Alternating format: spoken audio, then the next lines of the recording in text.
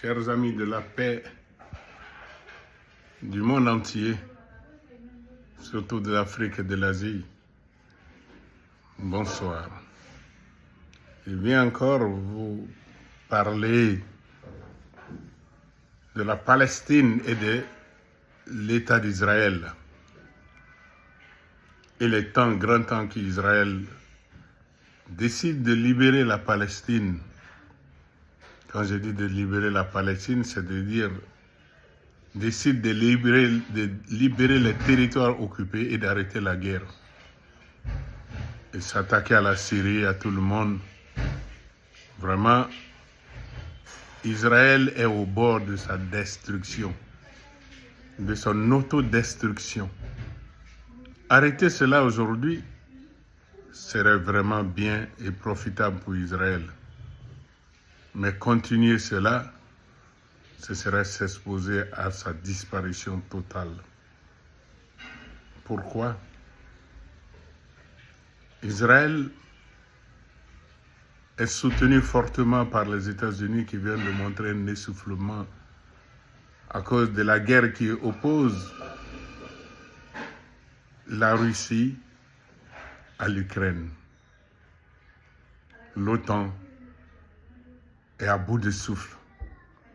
Et chaque jour,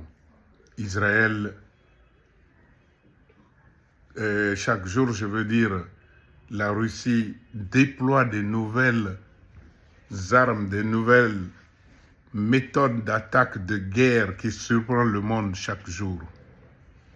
À se poser la question, comment cela va finir? Qu'est-ce qui va se passer? Mais il n'y a pas de doute que l'Ukraine aussi tente de disparaître.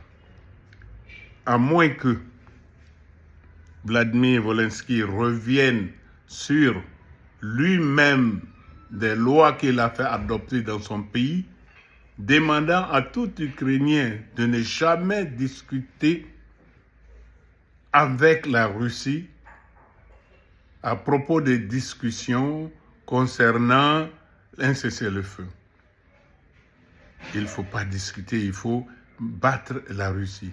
Aujourd'hui, ils sont au bord de la destruction, ils sont totalement essoufflés. Mais sur qui ils vont compter? Trump vient de faire volte-face en pointant du doigt encore l'Ukraine de Zelensky. Comment cela peut-il arriver après avoir encouragé quelqu'un à fond, après avoir déclaré, d'ailleurs même les volte-face de Zelensky, du président Trump, ne sont plus quelque chose de surprenant. C'est devenu monnaie courante. On a vu le cas avec sa déclaration concernant cette même guerre. Quand il est arrivé, se donnait quelques jours après échange d'opinion. Après, il dit qu'il donne des armes après échange. Avec l'Iran, on l'a vu en train de discuter avec l'Iran et faire des bombardements. Après, il revient encore en refusant de livrer certaines armes à Israël. Mais comment peut-on faire confiance à un homme comme ça? Comment peut-on croire qu'il est capable d'apporter quelque chose à un pays?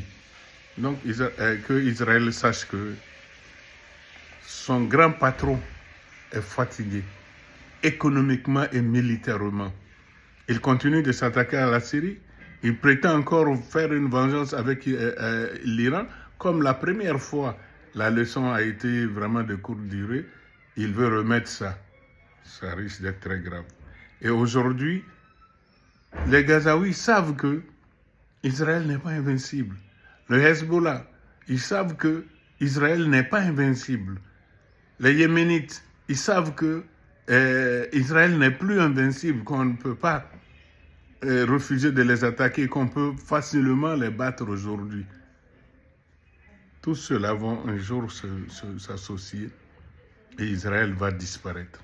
Il est grand temps, je dis bien grand temps, qu'Israël arrête la guerre, qu'Israël accepte les résolutions de l'ONU, que les États-Unis et les Européens arrêtent de fournir des armes, surtout l'Allemagne et la France, arrêtent de fournir des armes à Israël s'ils aiment bien ce pays. Sinon, on est aujourd'hui à un stade extrêmement dangereux pour Israël. lorsque vous analysez les situations aujourd'hui, vous vous rendez compte que c'est devenu très très critique. Israël ne fait plus peur à quelqu'un et personne n'a peur d'Israël. Et tout le monde veut se mesurer à Israël aujourd'hui, ce qui n'était pas le cas avant.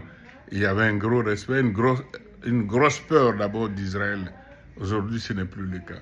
Donc, à mon sens, il faut que les Juifs, les Israéliens qui m'écoutent, sachent que l'heure n'est plus à l'amusement, l'heure n'est plus à l'agression et que les gens vont se coucher et plier la queue comme un chien qui avait honte. Non, c'est fini. Même les pays arabes qui étaient des suppôts des États-Unis commencent à se poser des questions et refusent d'accepter certaines situations. Je vous prie, chers amis, de diffuser énormément ce message-là pour que cela arrive aux oreilles de beaucoup d'Israéliens, de beaucoup de Juifs qui pensent qu'il faut que Gaza disparaisse. Gaza ne disparaîtra pas. Ils ont beau bombarder, ils ont beau faire, il y aura toujours quelque part dans le monde des Israéliens et des Gazaouites, des Palestiniens qui vont venir remplacer tous ceux qui meurent, tous ceux qui sont détruits. Autant Israël se renforce, autant eux aussi, ils seront toujours là. Il faut éviter qu'on arrive à cette situation où Israël n'aura plus de force, il sera soumis à un dictat des Palestiniens qui vont le faire disparaître. Aujourd'hui encore, il est temps de penser à 2 États libres, indépendants, autonomes, vivant côte à côte. C'est Israël plutôt qui cherche à détruire les gens en prétextant le 7 octobre. Mais avant le 7 octobre, qu'est-ce qui s'est passé?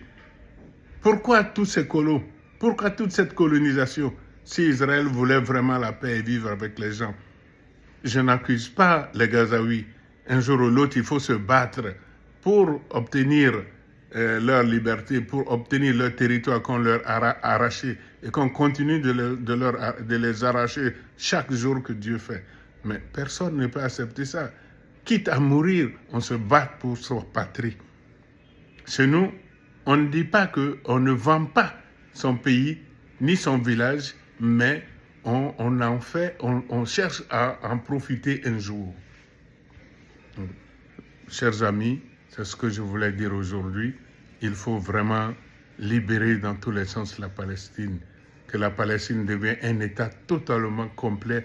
Il est reconnu par plus de 140 pays au monde, mais cela ne suffit pas. Il faut qu'ils puissent avoir leur gouvernement instauré chez eux, à Gaza. Voilà ce que je voulais dire. Ou encore à Jérusalem, qui doit diviser en 2. Une partie israélienne et l'autre partie palestinienne. Merci et je vous prie de bien vouloir diffuser énormément ce message pour que le monde entier sache et que ça arrive à beaucoup d'oreilles. Que Dieu nous garde, que Dieu protège l'Afrique et envoie la paix dans le cœur de tout le monde. Merci.